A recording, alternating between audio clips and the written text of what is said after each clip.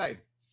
Tonight's Shiur, the last Shiur of the year Tafshin Pei, and looking forward to Tafshin Pei Aleph Habalin Latova, is not actually based in a Gemara, but is really in a certain way the culmination of everything we learned in the second parak and part of the first parak, having to do, particularly the second parak, really, the Mitzvah of Yeshivat Sukkah. And I thought this would be a good segue. After this, of course, comes Parak Gimel. Parak Gimel and onward speak about the Daled Minim, starting with Parak Lulav Hagazol, everything about the Daled Minim. Following that, we get to all the other mitzvot associated with Sukkot, and then, of course, Shmini Atzeret, etc. Issues having to do with Nisuch Hamayim, Simcha Beit Shoeva, Mitzvah of Simcha. There'll be a lot of different sukkahs coming up. Tonight, I thought we should focus on the Mitzvah of Sukkah, sort of put things together and formulate it. Who better to help us along than Maran Harav Yosef Alevi Soloveitchik, who's just tremendous Bal Masbir, how everything is organized, and he shows you different, I would say, different layers of meaning within a halachic context to try to better understand conceptually what's going on in the fulfillment of these mitzvahs. And tonight will be a great example of that. We've seen his various pirushim of the Gemara here or there, understanding various parts, but this is sort of the headquarters article or section in the Reshimot Shiurim, Mitzvat HaYeshiva BaSukka, and the actual topic at hand. I did send you a PDF. I'm going to put it up on the screen. Again, feel free to unmute yourself if you have questions or comments. And tonight, instead of pouring over a Gemara, we're pouring over an Achron, let's say, but hopefully it brings us a little bit closer to being able to understand it. Also, we're within 30 days of Sukkot. It's appropriate. Sholi v'dorshim b'hilchot chol Chag. You should be learning about the halachot of the Chag even 30 days before it in that month. So we're taxiing on final approach for Rosh Hashanah and Yom Kippur, but Yom Kippurim, but Sukkot still within the month. So we'll get a little more into it. If you join me on the screen here, I'll just put it up. It's a Mitzvah Yeshivat Sukkah in front of us. And here, this is the essay. Better also do this. Okay, yeah. Okay, so again, please feel free to unmute yourself if you have questions or comments, but otherwise I'm just going to keep going as long as we can go. So, Katava Rambam V'zel Lashono Ochlin v'shotim v'yishenim b'sukkah kol shiv'a bein b'yom uvein b'layla v'asur lechol seuda chutz l'sukkah kol shiv'a ad kan Lashono. This is a restatement and a formulation of the Gemara that we saw at the end of Parak Bet. We had this. We talked about. We even saw the Shulchan Aruch in Siman Taf Reish Lamed Tet. We saw the Gemara that was at the end of the second parak on Chaf Chet Amud Bet and going into Chaf Tet, etc. about this obligation and the idea that an individual should make their place where they're going to dwell and eat, sleep, etc. should be in the sukkah. So here the Rav tries to understand on a deeper level what is actually transpiring with this mitzvah. What's the deeper level of understanding of the nature of being in the sukkah, living in the sukkah, and fulfilling the mitzvah of yeshivat sukkah. We'll see momentarily, they're not necessarily coterminous. HaMitzvah Yeshiva BaSukka nilmedet mikra BaSukkot yeshvu shivat yamim, the book of Vayikra, Parak Chav Gimel. We learned this already, we know it. That's where we have the idea of living in the sukkah 7 days. We have to try to understand, what does it mean now to eat outside of the sukkah all 7 days? In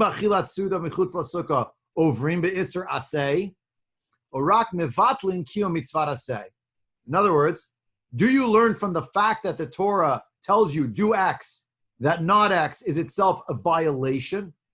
Or do we say you just lost out on an opportunity? And why would you want to lose out on an opportunity? They're two separate things. V'nira shechalukim bekach bal haminchat chinuch zatzal v'hagrach zatzal. So here's going to be the split in conceptual approach between these two achronim. The Minchat Chinuch of Yosef Babad wrote a commentary on the Sefer HaChinuch. The Sefer HaChinuch, a vital sefer every Jew should have in their home, in my view. Even one who is not all that literate, because English translation is the Sefer HaChinuch. Organizing everything according to the Parsha of Shavua. You haven't needed Dvar Torah, mitzvah-based, Sefer Chinuch organized it. It's what a man wrote to his son. We're not sure who the author is, by the way, but it's a Rishon. Could be the Ra'ah. We're not 100% sure. But the Minchat Chinuch was already in the 19th century of Yosef Babad. The Grach is Reb Chaim Soloveitchik, the grandfather of Yosef Dovalevi Soloveitchik, and the two of them squared off about this. Hinei Tosfos le'el daf tet hikshu lama likra lach lemeute sukkah gzula tepuk le mishum dahavale mitzvah haba be'avera. This is also going to be a little bit of an introduction. Forgot to mention the third parak, the first sugya at the beginning of the third parak, which we have not yet seen, that's what's called lulav hagazul. Is what happens if you steal a lulav? Are you allowed to use it for the mitzvah purpose, or do you say that it is inherently tainted? So the Tosfos on Daf Tet asks the question: why does the pasuk say the word lach? Chag hasukot taseh, rather lecha, shivat yamim lemeute sukkah gzula, in order to minimize the idea of a stolen sukkah. So the Tosfos asks, wait a minute, I don't understand. We already have a principle called mitzvah haba be'avera. You're not allowed to do a mitzvah with an object that was itself a result of your ill-gotten gain. So the Gemara, why do we need a specific word from the pasuk to learn that one cannot steal a sukkah? Just say there's a general principle that already covers it. So v'tiretz haminchat chinuch. So the Mitzvat Yeshivat Sukkah yesh shtei halachot. There are actually two halachot at play with the mitzvah of Yeshiva BaSukka. Aleph, iser lechol michutz lasukkah kshera. It's prohibited. Now, it never says, thou shalt not eat outside of a sukkah. The point is, you must eat in the sukkah, michlal hey not to shomei alav. And the fact that it said you must do this, therefore not doing it would be a violation. That's Aleph. Bet, kiyu mitzvah lechol b'toch sukkah. There's actually a positive fulfillment when you eat a meal inside the sukkah.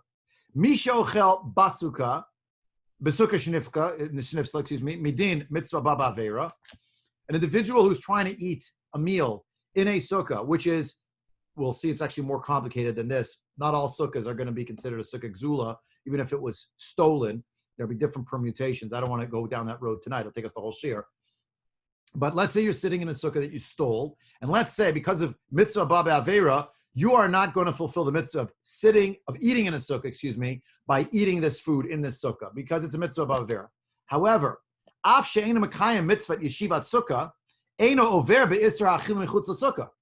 But you're not violating point Aleph over here, because physically you're inside a structure of a sukkah. So Minchat Chinuch said that would be the litmus test where you would see the distinction between the prohibition of eating outside of a sukkah versus the positive fulfillment of eating inside a sukkah, if you stole the sukkah. So now you're not going to fulfill the positive mitzvah of avera. But the sitting in the sukkah itself, you are sitting in a structure, so you haven't violated the isser of eating outside of sukkah. Tama davarhu mishum debitza baba avera ena posel et hachefza de sukkah bipsul haguf. The object of the sukkah is not disappeared. Ela shepaka kiyum mitzvah gavra, but the individual is not allowed to relate to this object because for him it's a stolen object, and that's a mitzvah of avera. Again, I put a big asterisk on everything I'm saying because when we get to the next parak, when we continue learning, we're going to see that the fact is it's a much more complicated venture than just claiming that there's a sukkah and it's stolen, therefore you can't get any credit for it. We'll get to it. So ein lo kiyum mitzvah says the Minchat Chinuch. V'im kol zeh eino over be'isr. He has not violated anything. Mi'idach, on the other side, if you want to see the flip side, gzerat hakatuv lecha v'lo hagzula poselet et etzem haguf shel sukkah gzula. But once you have the word sukkah, right? The sukkah for you has to be something that is something that is not a stolen sukkah. According again, Tosfos quotes this idea that it means to minimize the possibility you use a stolen sukkah. Valpi gzera katuv zu haochel BaSukka BaSukka gzula over be'isur aseh mishum de'eino ochel BaSukka shegufa kasher. Meaning, once we have also a scriptural decree, and here the Minchat Chinuch answers why you also need a scriptural decree, why the Torah had to go out of its way to tell you, scrolling back up here, why did the pasuk have to say, lecha, lemeute sukkah gzula? And the question of Tosfos was, let's learn it from the idea of mitzvah baba avera. Minchat Chinuch says, no, here's why you need both. You need both because here's the case.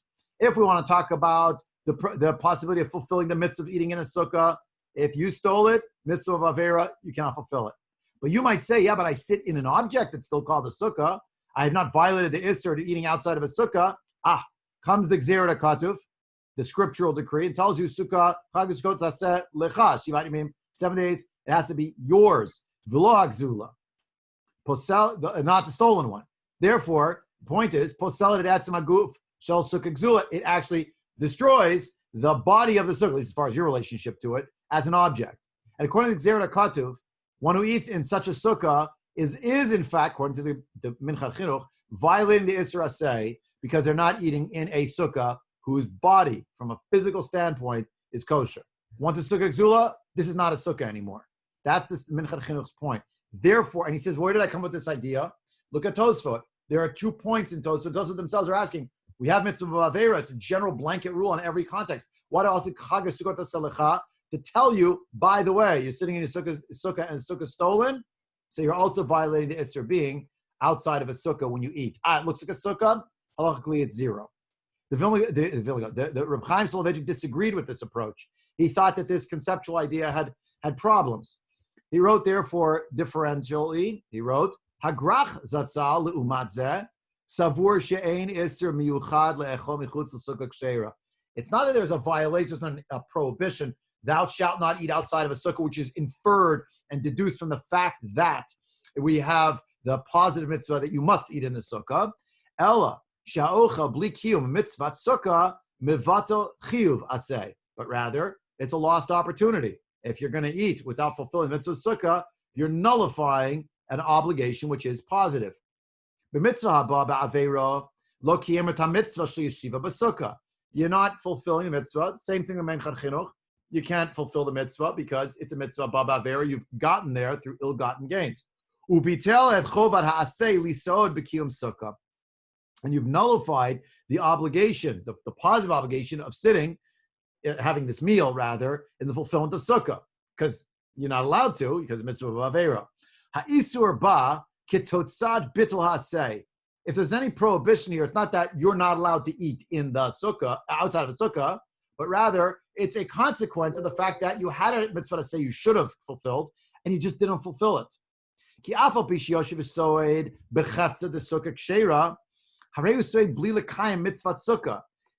are sitting in an object. However, you are actually not having the meal inside. The meal is not connected to the sukkah. The meal is a meal that you happen to be eating. You're physically inside the sukkah, but since you're not eating the meal in a sukkah that you can relate to, you're not getting the positive mitzvah. Therefore, it's a bittul aseh. But I wouldn't say that it's prohibited to eat outside the sukkah. So he says the following: Yotzei shel agrach zatzal yesh rak din echad. There's one halacha here. Vehu chovat kiyum hamitzvah. The obligation to fulfill the mitzvah of sitting in the sukkah. Misha so'ed, but a person's having a meal. Bli l'kayim chovatoa ose iser. But a person who is having a meal, and at the moment that they have a meal, wherever they are, including in the structure, without at that exact moment fulfilling the mitzvah, right? That's a prohibition right there. What's the isser? The isser is the bittul of the chova. To the grach, not fulfilling the positive mitzvah lost opportunity, it's an isser. You're obligated to try to seek out the mitzvah fulfillment. Your way is blocked because, not you, but whoever it is a thief. They stole the sukkah and they're not allowed to be in it now. They're sitting in it, they're eating a meal. They're eating a meal in a sukkah that cannot work for them to fulfill the mitzvah. Therefore, the meal that they eat is an isser of a bittul of the chova. They've nullified the obligation by not fulfilling it.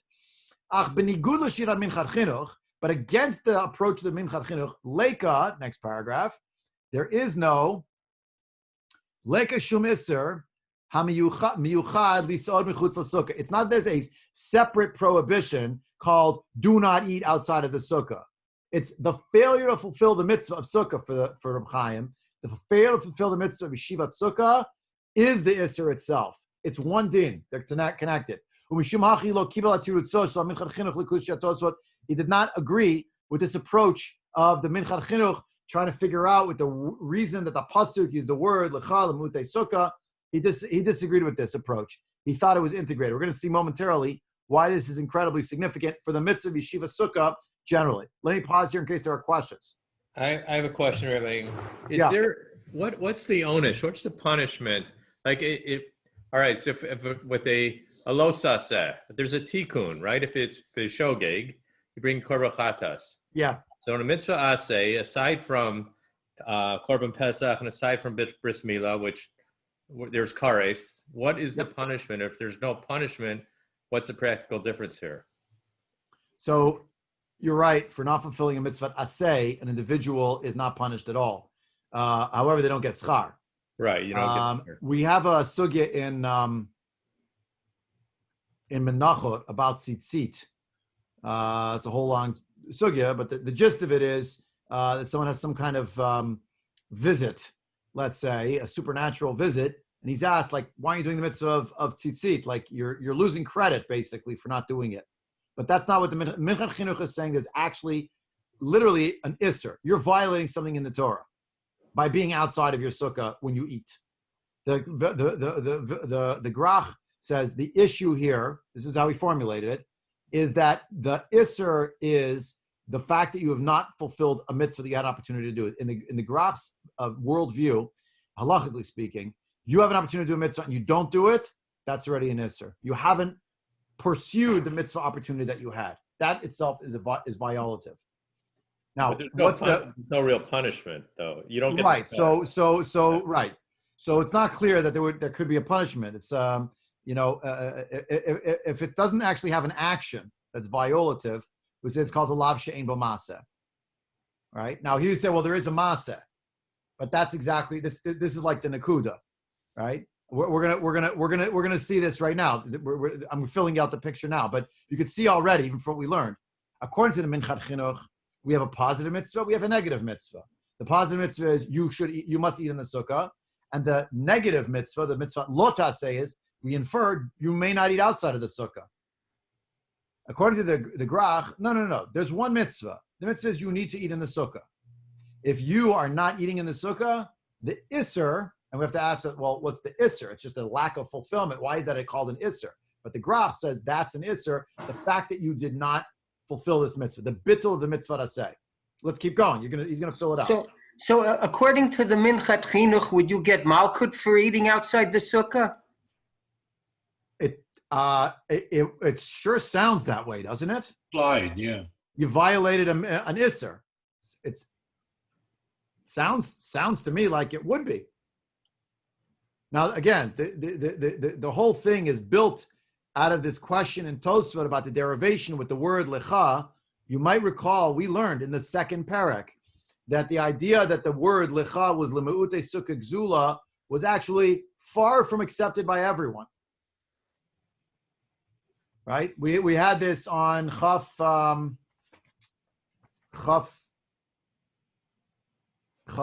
or Chaf Chet, where we're having this conversation.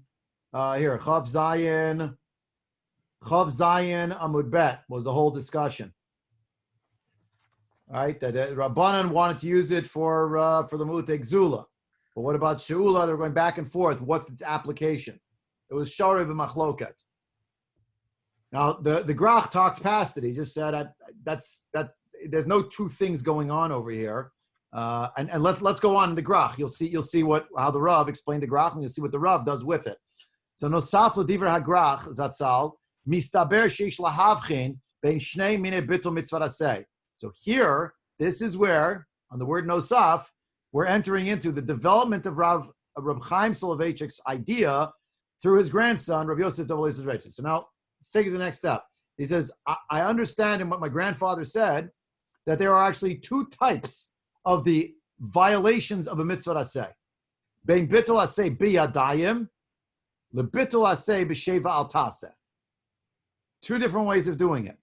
Either I did something as an action that actively nullified this positive mitzvah I should have done, or I just sat back and I didn't do the mitzvah. I didn't fulfill it. B'shiluach hakan limashal, hagaver lokeach ha'em al habanim v'horga, al habanim v'horga, mevatel raseh b'yadayim. If hypothetically, in the mitzvah of Shiluach hakan, the person took the mother, right? So he took the mother, and he killed the mother, bird. So you cancel the mitzvah aseh b'yadayim because now there's no mother for the mitzvah of shiluch hakan. Ulam misheno notel lulavo b'chag bli peula klal mivatal ta'aseh b'sheva al ta'aseh. But I was supposed to pick up my lulav and etrog. I didn't touch it the whole sukkahs. You mevatel mitzvah or any of the days. You're mevatel mitzvah aseh, but I didn't do anything. I just sat back. In the former case, I actively destroyed the mitzvah's integrity because I killed the mother bird. In the second case, I just lo itachasti la mitzvah. I just stayed on the side. V'nira shebitul aseh b'sheva al taseh eno chet shlamase iser.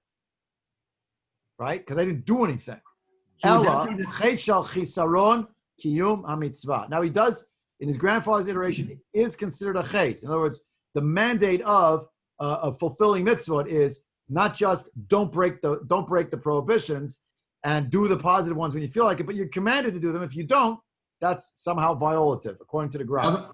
Rabbi, can you explain again with Shiluach HaKan, if you kill the mother bird instead of taking it, shooing it away.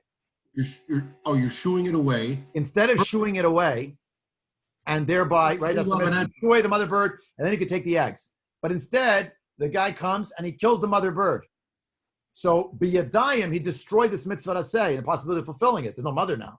He said, I don't have a mitzvah now of Shiluach HaKan because the mother's dead. Yeah, but you destroyed the possibility of this mitzvah. So would that be the same if you take the lulav and an etrog and you desecrate it somehow? Yeah, yeah, that would be your mevatel the iser, the mitzvah aseh b'yadayim. Good example. Yes. As opposed to, I'm ignoring the mitzvah. So here we have, Masha'ein Kain, b'mevatel chovara aseh b'yadayim. Etzem ha'maaseh shel bitul ha'aseh b'yadayim mehaveh maaseh iser. Uvechein af al pi shedat hagrach zatzal b'mitzvah haba ba'avera mitkabelet. Even though the way the grach is Reb Chaim explained the mitzvah ba'avera, he said it's acceptable. Shekol zman she'agavra so'ed bli kiyum sukkah mivatahu ha'asid the Yeshiva BaSukka. In kol zeh, kayam evdel ben bitul ha'aseh de sukkah ha'me'aveh maaseh iser lebitul ha'aseh b'sheva al taseh she'eino chet shel maaseh iser ela chet shel chisaron kiyum chova. In other words, the idea here is when an individual is sitting in an object where they're not allowed to be, but it's stolen, so they can't fulfill the mitzvah. When the person is sitting in this place and they're eating a meal, and this place is not a place where they can fulfill the mitzvah of sukkah. It's an object of a sukkah, but they're blocked from relating to this object because it's stolen goods. The act of eating is a positive action. I don't mean positive in the sense that it's good. I mean positive. You're doing something. It's action. You're not sitting quietly. It's an active way of being mevatel of Isser, the mitzvah aseh. And that, says the Rav, is what my grandfather meant when he said it's a prohibition. You have to be doing something active that's, by that very act, nullifying the mitzvah aseh that should have been and could have been accomplished. As opposed to the daled minim sitting in the corner of your room, you look at it, you smile, you didn't touch it, the whole yontif. Fine, you did do the mitzvah aseh. That's bad, but you can't say there's an action. There's no maaseh issue that took place. It was b'sheva al taseh. And that's not of the same layer of significance as a maaseh which destroys the integrity of the mitzvah as you're doing it. So for Reb Chaim, eating outside of the sukkah is canceling out a meal. I don't mean achilat arai, but achilat kava is the cancellation, the nullification by every bite you take of the kiyum of the mitzvah aseh of Yeshiva BaSukka. That's the problem. So Sorry, go ahead. To eat for the whole week, you're gonna if you decide you're mashigana, you're not gonna eat the entire week. Then you didn't do anything b'yadayim. That's correct. Then it's a b'sheva al taseh. Right. That's correct. Or if you eat shahakol all the time. Is it get some protein shakes and go the week and whatever it is. I'm not recommending. I'm just saying technically. So b'ateim lekach. Oh, sorry. Go ahead, Yehuda. Can we say that this is basically the difference between active and passive act? Yes. But the point is, it's not an act that is a violation. It's not a for Reb Chaim Soloveitchik, it is not a prohibition to eat outside of the sukkah. It's that the very act of eating outside of the sukkah is as an act, in an active way, nullifying the mitzvah aseh, the positive mitzvah of sitting in the sukkah. That's the problem. Now, would that be like matzah? Would that be like not eating matzah on the first day of Pesach? Not eating matzah. No, that would be b'shev al tasa. I just didn't eat it. And the first night of sukkah is also not eating. But isn't a requirement to eat matzah? It's a mitzvah aseh to eat matzah. So if you didn't do it, you were mevatel a mitzvah aseh. But you were mevatel it b'shev al tasa. Right? Now, back to the point that was made before, according to the Minchat Chinuch, you actually violated a prohibition in the Torah, which is not explicitly mentioned. It's called an Isser Aseh. From the fact there's a positive statement made in the Torah, we understand the prohibition that comes along with it. The flip side. This would be a golden example. The Grach would have nothing of it.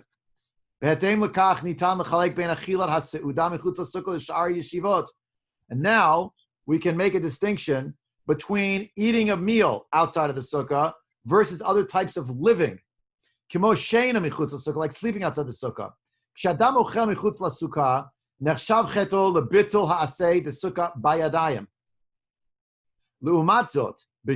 If you're sleeping, anything else you're doing outside the sukkah,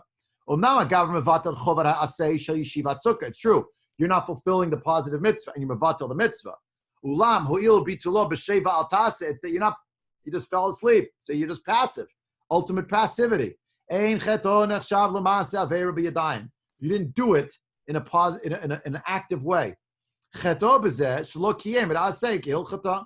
chait is I missed out on the opportunity, right? And the point is that it's not the same thing as the eating. The eating is an action which, when I do it in the wrong context, I'm actively mevatel the aseh, the mitzvah aseh. V'kach nuchal avin shitat Rabbeinu Tam. V'chein aminik apashut. Shelo levarach birkat leishe BaSukka ela b'shat achila. The question was asked, I don't remember who it was. You can step up and say it was you. Someone had asked this question. We were talking about learning.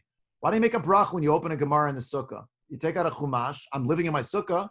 Leishev BaSukka, only for food. Why not? There's no bracha, by the way, for sheina BaSukka. Let's say you just went in with your sleeping bag, and you want to sleep in your sukkah. You don't say leishev BaSukka. You have to eat. Why? Why on the eating only? Rabbeinu Tam Piresh Ayin Barosh Ta'amo Mipnei. He quoted in the Rosh. It's not in the Rabbeinu Tam in Tosfot. It's Rabbeinu Tam quoted by the Rosh. The Rosh was the last among the last generation of the Bali Tosfot, and he got it in the Masorah through the Rabbeinu Tam. So he was the one who wrote it up. So Tamo mipnei she'ikar hakava she'adam oseh BaSukka hi achila aval shar tiyul v'sheina she'osin BaSukka tfeilim legabe achila. Everything else is secondary to the eating. Said Rav Soloveitchik. Why? Why should that be so? Fine. That's the point of Rabbeinu Tam. But why? Why eating more than sleeping? Someone asks you, where do you live? They don't mean really where do you eat necessarily. They mean where do you sleep? V'nir lefar, says the Rav. She'ratza lomar she'davka ba'achila michutz lasukkah yesh bittul mitzvat sukkah ba'yadayim hamehaveh maaseh. Next page. Aveira. You understand the distinction? I can't see everybody, so I don't know who's nodding and who's not. But did you get the distinction? What's going on? This is vintage Rav Soloveitchik. Yeah, it's Why pretty, is it that it's food and not other things? Because unlike sleep, which when you do sleep, you're just sitting passively, unlike learning where, okay, you're looking at savor. There's a shaila about learning. We talked about that also.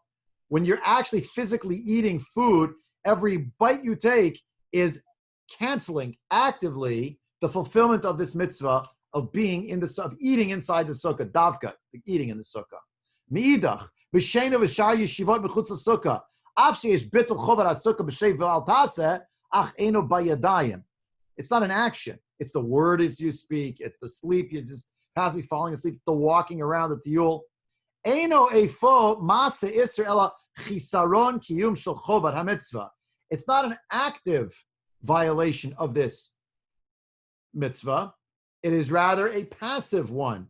V'hilkach, and therefore, Iker HaYeshiva BaSukka hu masa achila v'habracha be'eta achila poteret et kol yeshivot ha'achirot. Because that's an action that is a quantifiable action that has a shiur, right? How much did you eat is a feature, what the consequence is going to be. Oh, that's why, by the way, it's not achilat arai, but dafka the achilat keva is I'm fixing the meal. It's going to be a brachas before and a bracha after. I set myself here. So every act of eating is itself going to be a fulfillment of the mitzvah of Yeshiva BaSukka in a quantifiable manner.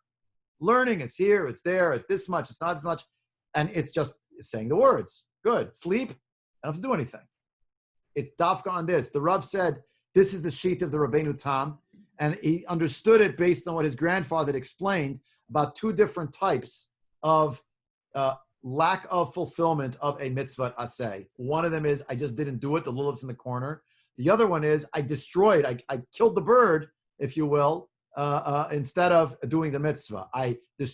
Every bite I take is removing the fulfillment of achila BaSukka in a quantifiable manner, in a discrete. Rabbi, I'm confused on one point. I thought we said before that if you're not koveya suda, then you wouldn't make a leishay BaSukka. Nachon, I don't disagree. Bidiyuk.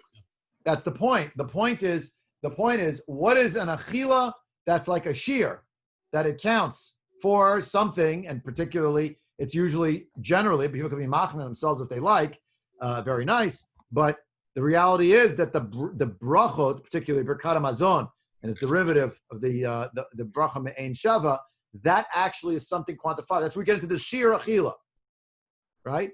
You can eat as many fruits as you want outside the sukkah. You're not koveya a meal on that. Right. So the point is, the chiyuv, says the Rav, is the chiyuv lisod. Now, he goes on to explain this even more. He says this is actually what the Rambam wrote. Ubekach musberet lashon harambam aliba da'agrach zatzal. Pashtu dvarav. Ve'asur lechol seuda chutz lasukkah kol shiva. Ad kan mora kem minchat chinuch. Sheyesh isur lechol chutz lasukkah veve isur aseh. Bram, however, sorry, I read it, didn't translate. It sounds, if you just read the words, it's prohibited to eat a seuda, a meal, outside of the sukkah for all 7 days. That sounds just like the minchat chinuch, a prohibition to eat outside of the sukkah, and it's an isur aseh. However, lefi hanizkar le'el, what I mentioned before, midubar rak be'ochel chutz lasukkah, shehu mevatel et chovat hasukkah bekum ba'aseh bayadayim, ubitul mitzvah aseh bayadayim mehaveh ma'aseh isur. Because there's an action that's going on. It's a quantifiable one, right? Once you eat a shiur, that's when you have to bench, or bracha me'ein shava. And the notion here, says the Rav, is that's why it's v'asur la'achol seuda chutz lasukkah kol shiva. Why didn't it say you're not allowed to be outside your sukkah for the following five experiences? Davka, because it's on the eating. Davka, the whole focus is on the eating part of things. If you want to see it in, I guess whatever the word is, in the context of the Rambam, you see it in the. I can't now. Of course, my whole machine here is malfunctioning, so that didn't work out. But I wanted to show you here. See if I can do this. Do you see my bar Ilan or not? Or you still see the? Yeah. Yes. Still see the article. Oh, all right. I got to flip over. Hold on. Let me change screens. I'm sorry. I'm more adept at this than I was when we started, but still a bit of a neophyte. Here we go. Did it work now? No. Not yet. No. Plan B. Bingo. This is courtesy of Bar Ilan. The Rambam writes, Hilchot Shofar v'Sukkah v'Lulav, Perek Vav Vav, Ochlin v'Shotin v'Yeshenin, BaSukka kol shiva, Bein Yovim b'Layla, period. So that tells you, there's a positive mitzvah. Then he mentions an Isser. But what's Usser? You expect him to say, Usser, to eat, to drink, and to sleep outside of the sukkah. That's not what he said. What's the prohibition? Davka, to eat a suda outside of the sukkah all 7 days. Yeah? Unless you ate, and a chilat arai, kebeitza, gepachot, etc., he goes on. Yeah? But when he mentions ve'en yishenin chutz l'sukkah afilu shein arai, Where's the language of Isser? It disappeared. Says the Rav, it's because of what his grandfather says. This is what my grandfather was teaching, what the Grach was teaching.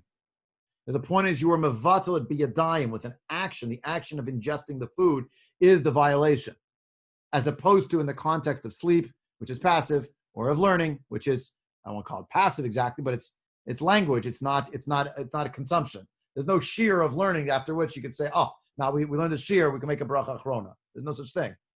But this is a discrete series of actions. So that's Aleph. And hopefully it informs us a little bit. That's why, at least according to the Grach, that's why you can't eat a meal outside of the sukkah, and it's such a focus on the bracha, on the mitzvah being on achila, davka, as opposed to other activities, because it's a quantifiable thing that has a beginning and an end. It's bracketed by brachas, and the sheer of how you eat and what you eat, that matters. Everyone with me? Yeah. Okay, now let's talk about the first night. B'nogei mitzvah yeshivat sukkah mivur lekaman b'mishnah. We learned this already. Uvesug yisham del chachamim laila harishon chova mikan ve'elech rashut. First night, it's an obligation to eat in your sukkah, and that's why even if you're mitztayer, you're not really patur from the sukkah, not for the first kazayah. So if it's pouring rain, that's how we get to the practical halach on the first night of sukkahs. If it's pouring rain, you wait about an hour. If Schwartz Shlita maintains about an hour max, you go in, you make kiddush even if it's pouring. You go in, you wash till yadayim, go back in the sukkah. You do not say a leishev, but at least you make hamotzi and you eat a kazayit of bread. And then after you finish the kazayit, you can go in and eat the rest of your meal indoors. Not everyone agrees with this approach. You know, the Chavetz Chaim maintains you should wait much later to eat the first night in the sukkah. But here the Rav just quoted it, right? We know this already from the Mishnah on Chav Zayin Medalf, which we learned not too long ago. The Rambam, Perek Vav Misukah Halacha Zayin, Posek, She'ochel K'zai Pat BaSukka B'layla Harishin Yatzi Dei Chovad HaMitzvah. If you ate one kazayit, you're makayim the mitzvah the first night. Meidach, on the other side, haritva mevi b'zeh machloket ben harishonim. The Ritva saw machloket here. Sheish sovim shachiu b'layla harishon hu le'echol yotem mikabetza. You have to eat not just a kazayit. How did the Rambam come to a kazayit? It's exactly parallel to the kazayit of matzah. You have to eat on the 15th night of Pesach. So too, the 15th night of Sukkot, 15th night of Nisan. So to the 15th night of Tishrei, you have to eat a kazayit. But the Ritva said, no, not everyone agrees to that. You have to eat more than a kibetza. To have a sudat keva, it's a fixed meal. It's not a discrete amount that you eat, but actually how much you are supposed to have for a real bona fide meal. That's a kibetza. And that's how much you have to eat for each time for the chov of sukkah all throughout the holiday. Here's really what the argument is.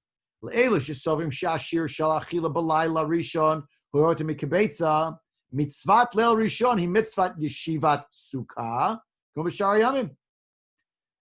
Those who hold you have to eat more than a kibetza on the first night of Sukkot, they think the first night is like all the other nights. You have to eat in a sukkah at least the amount of a fixed meal, a kibetza. What's the difference though? The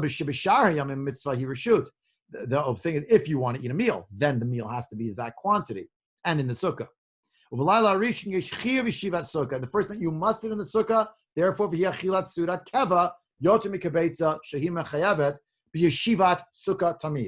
that's the obligation throughout. Meaning, the difference between the first night and all the other nights is not some fancy thing with the 15th and the 15th and Pesach, the sukkahs.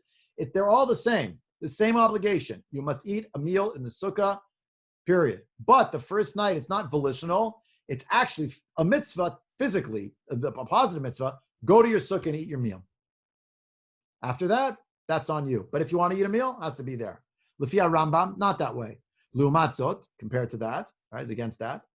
Ha-mitzvah lecha b'leil harishon b'sukkah eina chelik shel mitzvah yeshiva b'sukkah shel kol hachag el mehaveh chiyuv nifrad le'echol b'sukkah.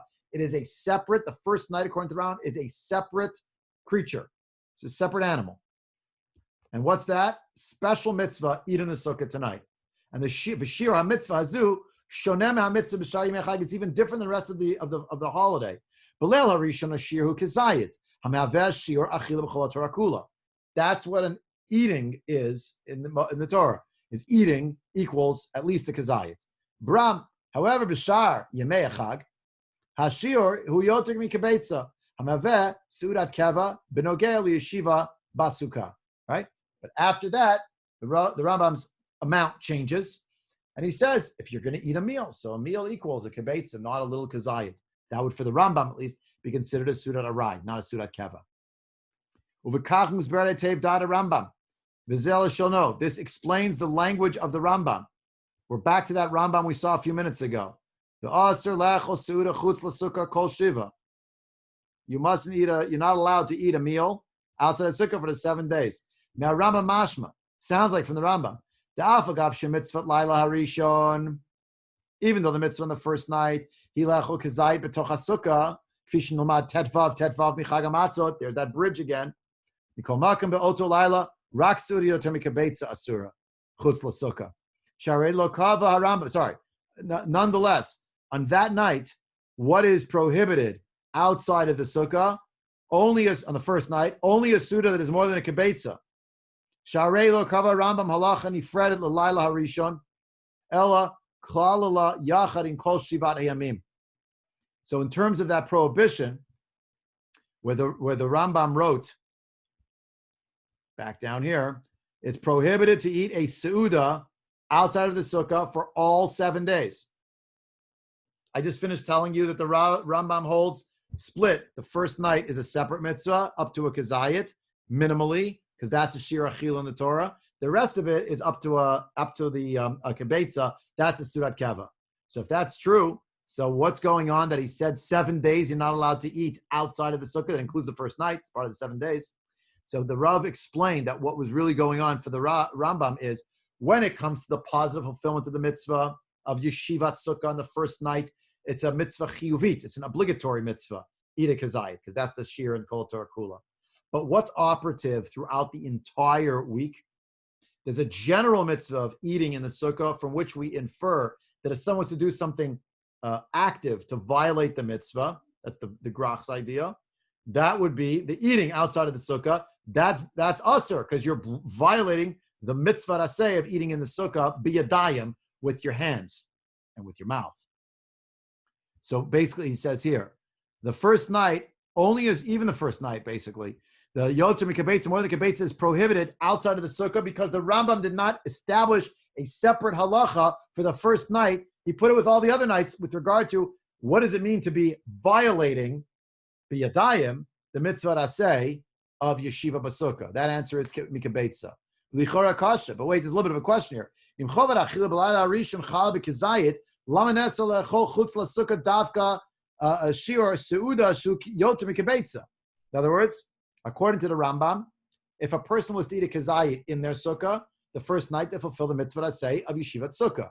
What if they ate a kazayit of bread outside of their sukkah on the first night? Kazayit of bread? You didn't violate it yet. Why not? You didn't eat a shiur of a suda, which is how much? A kibetza. It's around 2 kazaitim. But the Rav says, I went a little ahead outside, so we're kind of catching up. But it says, lefima shehelinu b'yesod shirat Rambam sarat miyameila. But based on what we explained in the Rambam already from the Reb Chaim Soloveitchik, so now there isn't really anything wondrous or puzzling here at all. Chiyuv kazayit b'layla harishon eino chiyuv sukkah el chiyuv achila nifrad mitam yom tov. Hanilmad michag haPesach lo mitam sukkah. The first night eating is the first night eating, just like there's a mitzvah to eat matzah on Pesach, so there's a mitzvah to eat a kazayit on the first night of Sukkot. Do you have to eat a Pesach, a matzah? No, eat whatever you like. But it's not related to the sukkah. Uvechein, shiur kazayit. But the shiur, how much you have to eat is a kazayit. And therefore, what's the context where you're going to eat it? In the sukkah. Baram, however, Isser ha'achila chutz la'sukkah shayach rak b'chiyuv achila midin sukkah. And what's considered achila midin sukkah? Kibetza. Ki ha'isser hu levato mitzvat hasukkah biyadayim u'mitzvat hasukkah chala b'shir su'uda v'lo b'kazayit. Did I lose you? You're with me. Is this saying that you're allowed to eat less than a kibetza of bread outside the sukkah? According to the Rambam, absolutely. On the other days. Right. No, even on the first But day. the point is, on the first day, that was exactly the point. Even on the first day, eating a kazayit outside of the sukkah, you didn't reach the threshold of it of violating the isser asay that you would need to eat in the sukkah. Be a dayan, because you didn't eat enough. You didn't eat a shear. And for the Rav, he thinks that for the Rambam, the eating of a kazayit in the first night of Sukkot is Tedvav, 15:15, crossing the bridge from Pesach. It so happens the context in which you're going to do it is the Sukkah, right? But for the Rambam, according to the way the Rav understood it, by the way, a person tells me the first night of Sukkot, they ate a kazayit outside of the Sukkah. I didn't go in the Sukkah. Very nice. You were Makayim the mitzvah of Sukkah. I don't know that you were Makayim the mitzvah of the eating of a kazayit in the Sukkah. You weren't in the Sukkah. But according to the Rav, at least, you're not violating, because you didn't eat a kabetza outside of the Sukkah, number one.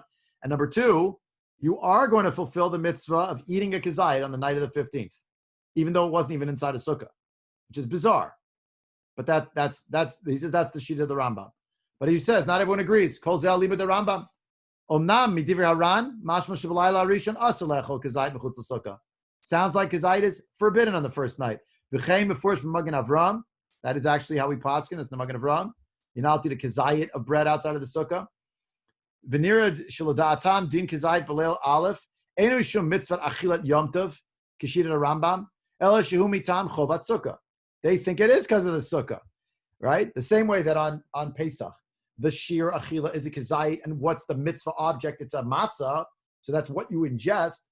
So obviously, the first night of Sukkot, say the Ran, the Magen Avram, others, obviously where you ingest it makes all the difference. This is just eat a kazayit because it's yontif. Very nice, but the whole point of eating the kazayit and why it was carried over from Pesach is because in Pesach it's what you put in your mouth, and in Sukkot it's where you ate it. That was the whole idea. So that's the Ran. So the Ran and the Magen Avram, that's what they paskin. L'shitatam hishtaneh shiur achilat chova b'sukkah b'leil harishon miyoter mikabeitz l'kazayit al zeger zerakot tedvav tedvav. What's the function of 2:2 tedvav 15:15? It's to tell you that the first night is a different shiur, and that's through a scriptural injunction, zerakatuv, or a derivation, a scriptural derivation, better. V'hol v'achiv mitam sukkah lefichach aser lechol kazayit chutz l'sukkah b'leil harishon. Since it is forbidden to eat a kazayit outside of the sukkah, therefore it is, since the obligation is about the sukkah, so already if you didn't make the grade, you didn't keep to the eating one kazayit, you ate up to a kazayit even outside of the sukkah, so you just violated the mitzvah of the night, to eat outside of the sukkah, period. Even a kazayit.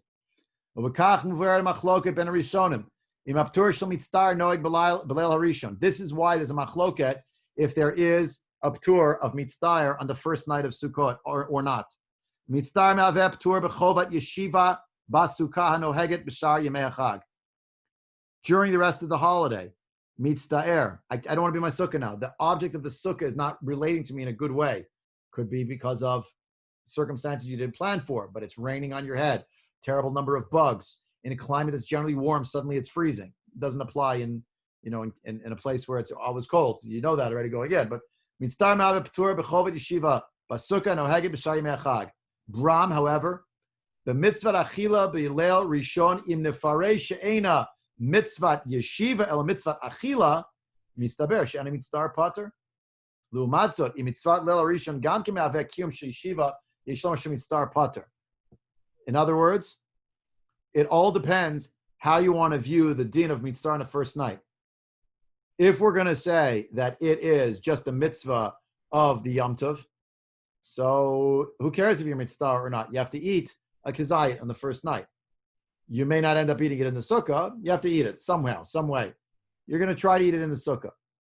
But if the whole idea of eating in the sukkah, even the first night, of eating the kazayit is davka, it has to be in the sukkah, then if you're not able to be in your sukkah, then there's a ptur, the ptur of mitzvah, then you don't have to fulfill that mitzvah of eating the kazayit in the sukkah.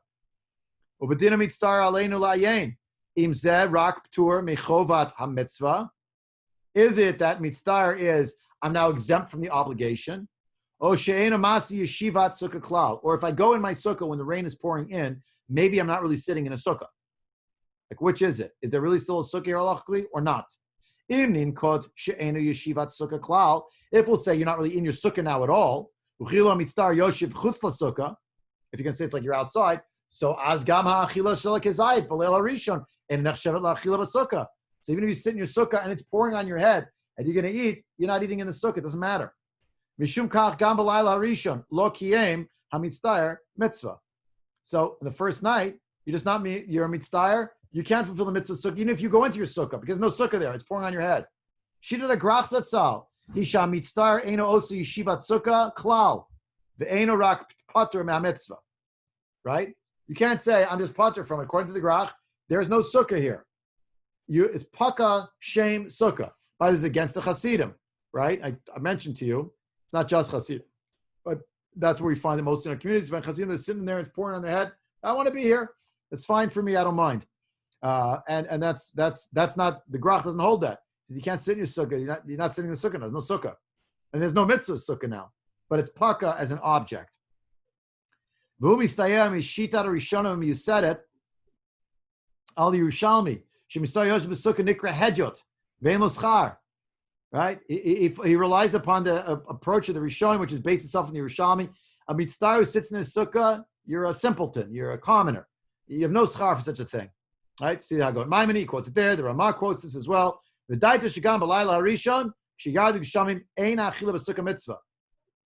rain in my sukkah now. You can't fulfill the mitzvah. It doesn't matter. You can't try to go in there. There's nothing to go into. What says the Rav? We're coming to a beautiful story to end tonight, by the way. Sit tight. Story from the Rav's childhood. But Hulechol kazai pat BaSukka be'ed hageshem. Latzei dat harishonim asovrim shamitztar chaya BaSukka b'layla harishon. Right? The more we say that the mitzvah on the first night is a sui generis mitzvah, it's a unique mitzvah to the first night, and that is an obligatory mitzvah to eat inside the sukkah, and it's learned from Tedfav. I don't care now about whether you're mitzvah or not. There's a mitzvah to be there, and therefore that's what we do. We go into the sukkah. We wait a little bit. We prefer not to be in there when it's pouring. But if an hour goes by, this is where Rav Schwartz is this idea. I said other posts can really hold much later. You go till midnight. What's the whole idea? The mitzvah is chayiv in the sukkah in the first night. However, mikevan shesavik bracha lahakel ein mevarchim birkat leisha b'sukkah. You don't make the bracha because we're not sure. And savik bracha lahakel.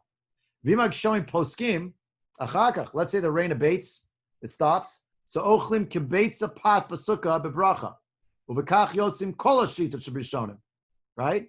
Because the question is it a kibeitza the first night? Is it kazayit? No, it's definitely a kazayit. But if you're the kibeitza, then you're koveya suda l'chol adeya.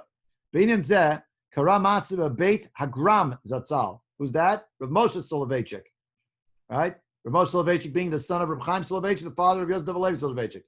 So this is a direct quote. Rav Herschel Reichman Shlita wrote up these notes. Quotes from the language, Beloshin Maran Shlita. This is what the Rav said about his childhood, a story about rain. And the story is not really about rain to me. It's this terrifying story that puts every Jew on notice, as you'll soon see. I remember my childhood, one time it was raining. The first night of Sukkot. This is what he did. This is the story that happened. This is what happened. This is how it went. So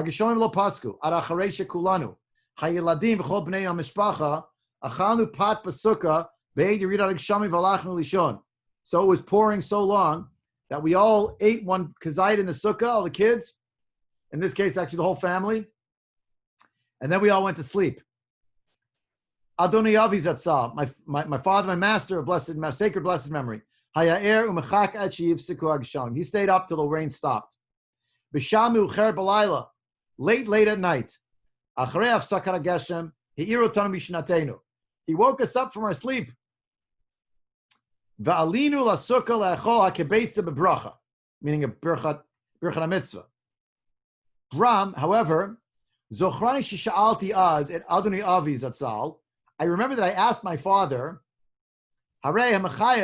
lechol et hakebetza BaSukka acharei shepasku ageshamim u'kedei l'kaim et shita rishonim shemitztar pater gam b'layla rishon mitzvat Sukkah. This is what young Rabbi Yosef Dov Levi Soloveitchik, he's a kid, obviously not that old a kid, so he asks his father, Abba, I'm trying to understand what we did just now, Tati, like, I don't know, the whole obligation of eating a kibbutz in the sukkah after the rain stops is for the sake of those Rishonim who hold that a mitzvah is really pater even on the first night from the mitzvah of sukkah altogether. Uvechein, once we already went to sleep, hayinu p'turim milihit orer v'latzeit lasukkah mipnei oto haptur shal mitzvah. A person who's sleeping does not have to be woken up to be brought into the sukkah because you have the p'tur of mitzvah. And the same way we were not obligated to sit in the sukkah, but we just did it to be yotze like the shitas that hold that way. But we hold normally, if it's raining, our family, meaning Reb Moshe's father's Reb Chaim, he held, you're not in a sukkah now. But the yotze l'chol dad said, okay, we'll go in the sukkah with the pouring rain. Now he woke him up, but he said, with a person sleeping, right? Sorry, where are we? We were sleeping in our beds. We were pater to go out to the sukkah because of that exemption of mitzvah, because we were sleeping. So why did he wake us up to go outside and to eat?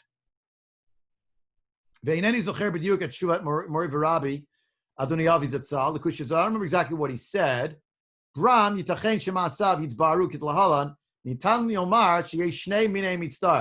seem to be two types of mitzvah. Now let me pause here and note that biyalduti means when I'm a little kid. Right? It's not that he was like, it's not even clear in the story to me that he's over bar mitzvah. So, I mean, like this is his question that he's asking his father. I didn't ask such questions as a child. I don't know about you. I mean, Yeshiva atzma. Let's say your mitzvah is actually in the act of sitting. The flies, they're bothering you a lot. Flies, bees, etc. Hamitztar bet, the other type is hamitztar kidei lahagia lasukah. Kemo hayashim babayit umitztar lihitorev latzeit lasukah ach kshekvar yagia lasukah lo yitzter b'yeshiva atzma. Two types, svei dinim and mitztar. From this story, the Rav said, I learned there's mitztar and the act of being in it, and there's mitztar of getting to it. V'ulai savar dani aviz mori v'rabi zatzal shepotrim et mitztar min asukah b'layla harishon davka shemitztar the yeshiva atzma, the actual act of dwelling in the sukkah. That's what he was. That's the mitzvah that you're pater for. V'atam lekachim beisha mitzvah b'yeshiva atzma ein l'maaseh mitzvah ki enu yoshev yeshiva shel mitzvah b'sukkah klal v'af nikra hedrid. You're not really in a sukkah now. Lachein, therefore, in alav chiyuv gam b'layla harishon. Therefore, you don't have any obligation. L'umatzuk. Hamitzvah b'ofen hasheni. If the reason why your mitzvah is for the second reason, it's about getting to the sukkah. That's your issue. Hainu b'hagal l'sukkah ein amufka mi'maseh yeshiva b'sukkah. It's not that you're uprooted from the act of sitting in a sukkah. Ella, shebaofen zeh b'sha'ar yemei hachag, niftar mechovad mitzvah. But in a manner that the rest of the yontif, remember we said, if it rains the rest of yontif and you go into your house and you're continuing your meal, if the clouds part, you don't have to go back in your sukkah. If you went to sleep and whatever it is, you don't have to wake up in the middle of the night to go in your sukkah. I missed going to the sukkah. You didn't go, right? But that's generally the case. Omnam, indeed, when you get to the sukkah, you would fulfill the mitzvah yeshiva sukkah. On account of this, this is the p'tur that we don't hold by in the first night, according to the Rav, learned from his father. Therefore,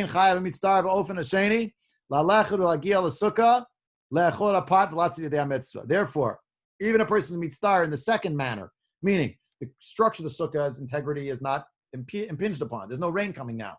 But the fact is I'm sleeping. So to wake a guy up, that's mitzvah. But the mitzvah here is sug bet, shlav bet. So we tell the guy, no, the first night, you don't have such a p'tur. Why? Because there's no the mitzvah as a p'tur from the sukkah. Right? Because you got to go into the sukkah to eat the bread and to fulfill the mitzvah. Lefichach, he'iranu adoni avi zatzal be'oto laila latzeit v'lecho hakebetza BaSukka. That's all we'll have time for tonight. But, that's The idea that the story here is, and when he's a kid, he remembered that he got woken up. He was asking his father the shita of according to these were shown him and those were shown him, and like, why are we doing this? But then he realized, even though he didn't remember his father's own answer, there's two halachas about the Ptur of Mitzvah. But according to the Soloveitchik family, they learned from the Rambam, if the rain is falling, there's no object of sukkah here. It doesn't exist. Why should you go in anyway and eat a kazayit?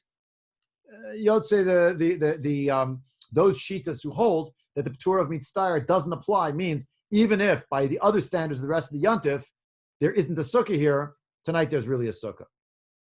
The rest of sukkahs, you have another Ptur you can rely on. The Ptur of Mitzvah is, I'm stuck now because I'm out of the sukkah, I'm sleeping, I'm already finishing my meal. It's a hassle to go back in. That secondary one doesn't exist on the first night. Practical question, may I? Please. Ma b'kesher lekiddush, the second time around, let's say you had kazayit, obviously you Yes. made kiddush before, and then you went in, and then the rain stopped, and you go back out to eat the meal. You have to make kiddush again or not?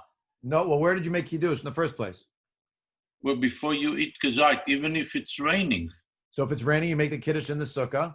Nachon, זה חובה, כן? Yeah, but I'm saying that what would happen is, let's say the first night of Sukkot, lo aleinu, let's say it was raining. Not that it would ever happen in Chicago, but let's say it happened. So you come in the house, you have to wait.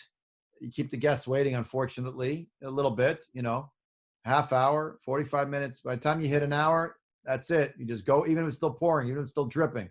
You go out, you say kiddush, and then you go in, you wash, you come back out, you make a motzi, eat a kazayit, and you could just take the rest of your meal indoors and you bench inside. But no lay shave. Right, but no lay shave. Okay, so then what do you do with Shechianu? What? If you can't, since the first night we say Shechianu on the lay shave, on the mitzvah of building the sukkah, if you don't, but you're not going to say lay shave the first night if it's pouring. But you still say the mitzvah. Okay, great point.